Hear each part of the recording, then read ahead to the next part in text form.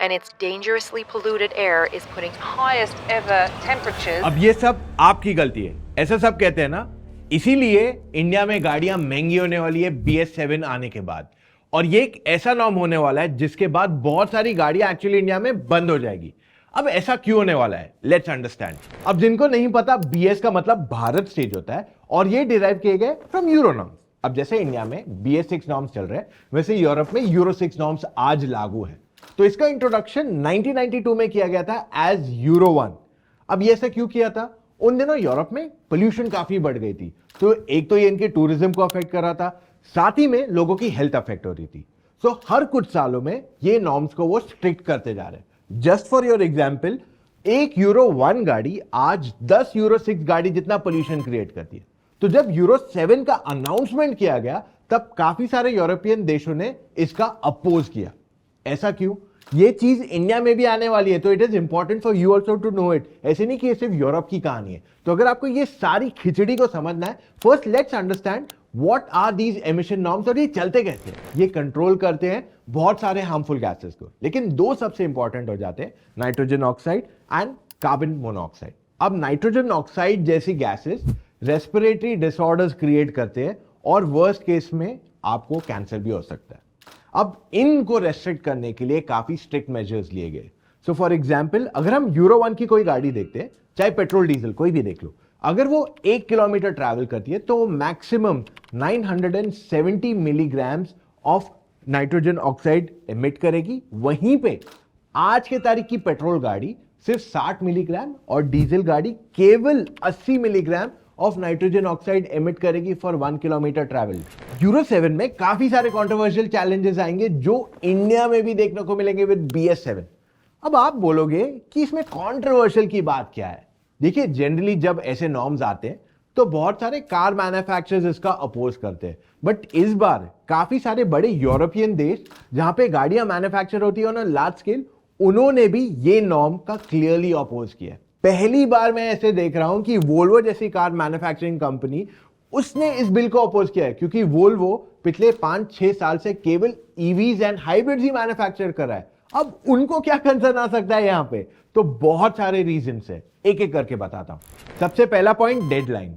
Euro 7 को Europe में implement करने के लिए 2025 का टाइमलाइन रखा गया है, जो बहुत ही जल्दी है। दूसरा आ जाता है एमिशन नॉर्म्स।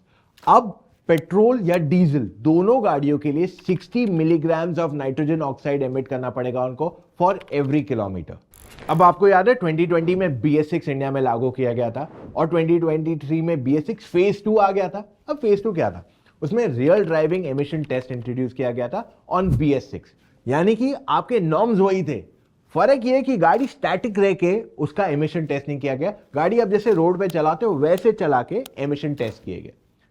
आपको पता है क्यों इंट्रोड्यूस किया गया था? क्योंकि कुछ सालों पहले फोक्सवैगन डीजल गेट हुआ था, तो वहां पे गाड़ियों में जब स्टैटिक थी कुछ और एमिशन आता था, चलती हुई गाड़ी में कुछ और एमिशन आता था। तो अब यहां यूरो 7 में उन्होंने क्या किया है कि ऑलरेडी ड्राइविंग कार का तो एमिशन ले रहे हैं, बट इस बार पहाड़ पे चढ़ रही है गाड़ी, स्लोप पे चढ़ रही है गाड़ी, वहां पे एमिशन बदल जाता।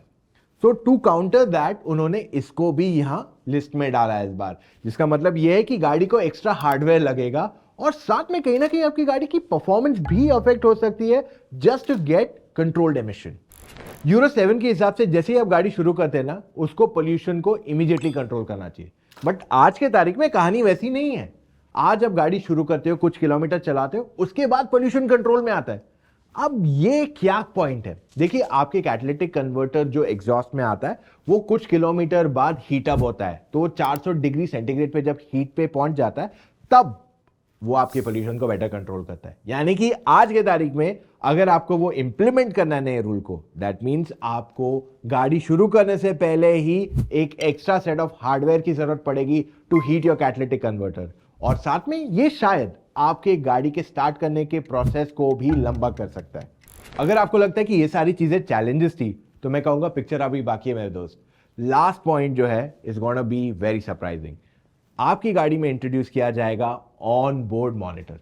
इसमें क्या होगा, आपकी गाड़ी का जो पोल्यूशन है वो ऑलरेडी आप चेक कर सकते हो, क्योंकि आपकी गाड़ी में कंप्यूटर है, तो आपको कभी पता नहीं चलता है। गाड़ी सिर्फ पिकअप देखती है, माइलेज देखती है एंड पोल्यूशन को अंडर कंट्रोल रख देती है to a certain extent. But अब अगर गाड़ी ज्यादा पोल्यूशन एमिट कर रही है तो शायद आपका पिकअप और आपकी माइलेज दोनों कम हो जाए।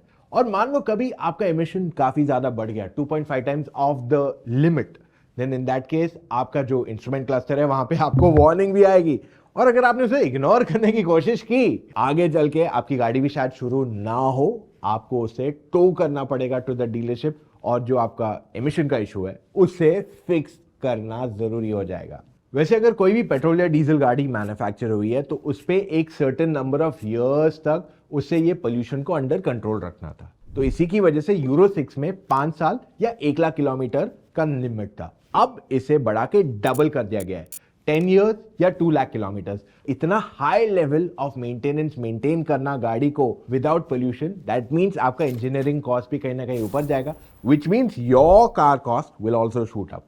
अब यहां पे यूरो 7 में पहले बार इलेक्ट्रिक गाड़ियों को भी कंसिडर किया गया है for emission control. Isn't that very interesting?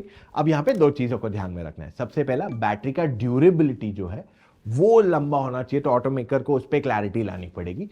Second ये है कि गाड़ी overall a period of time emissions जो आते हैं उसके चार्जिंग वगैरह जो भी चीज है वो भी ऑटोमेकर को शेयर करना पड़ेगा across the life span. One more point is with euro 7 जो है कि पेट्रोल और डीजल गाड़ियां 2035 से यूरोप में मैन्युफैक्चर होना बंद हो जाएगी। अब इतने जो प्रोटेस्ट हुए उसके बाद यूरोपियन पार्लियामेंट ने डिसीजन लिया कि हम यूरो 7 को काफी हल्का बना देंगे, और उन्होंने पता है क्या किया, जो डीजल के नॉर्म्स थे कि 60 mg of nitrogen oxide release करने के लिए उसको 80 कर दिया वंस अगेन, जो यूरो 6 में था।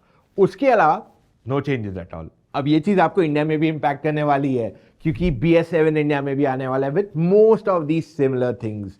दैट मीन्स आपकी गाड़ी की प्राइस बढ़ने वाली है 1.5 से 2 लाख रुपए तक। और आप एक बार क्लियर कर लो, आप जो एक्स्ट्रा कॉस्ट गाड़ी का बढ़ रहा है उसके लिए आपको ना एक्स्ट्रा फीचर्स मिल रहे हैं, ना एक्स्ट्रा डिजाइन मिल रहा है, ना कुछ मिल रहा है। आपकी गाड़ी की कॉस्ट सिर्फ ऊपर जा रही है ताकि आप जो गाड़ी चला रहे हो उसका पोल्यूशन कम होगा। अगर कोई कार मैन्युफैक्चरर गाड़ी बनाता है तो अगले 15-20 साल के लिए सोचता है कि अगर मैं इंजन लाऊंगा तो 10-12 इंजन अलग अलग टाइप के इस पे बन सकते हैं एट द मोस्ट, तो वहां पे ये उनको अफेक्ट करेगा, विच मीन्स कहीं ना कहीं आप एज अ कार बायर को बहुत सारी चीजों में अफेक्ट करने वाला है जो मैं आपको आगे बताने वाला हूं।